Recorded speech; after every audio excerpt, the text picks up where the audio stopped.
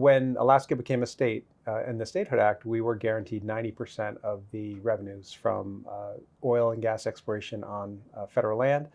And that's important because they said there's no other way you're going to be able to pay for yourself unless you get 90. That was the understanding the United States government had. That was the understanding. In fact, they campaigned. People went across the state. The Secretary of the Interior traveled all across Alaska and told people one of the benefits of becoming a state is that we're going to give you 90% of the revenue from oil and gas development on federal lands.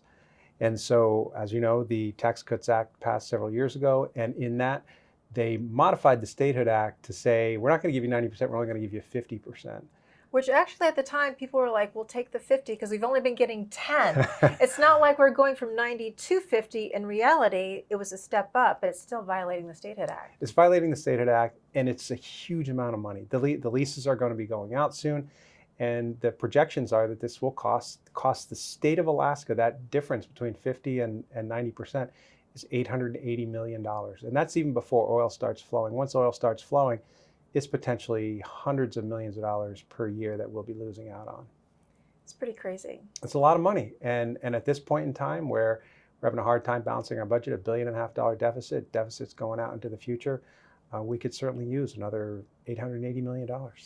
Is there some reason why we can't back charge them, put them into bad credit because they haven't been paying us the 90 all along? Because that could be a nice sudden as well. It's Alaska has, unfortunately, this is not the first time something like this has happened. When the Gulf states got together for offshore drilling, they managed to get 37.5% of the federal revenue from offshore drilling. That's the Gulf states. That was Mississippi, Alabama, Texas, Louisiana.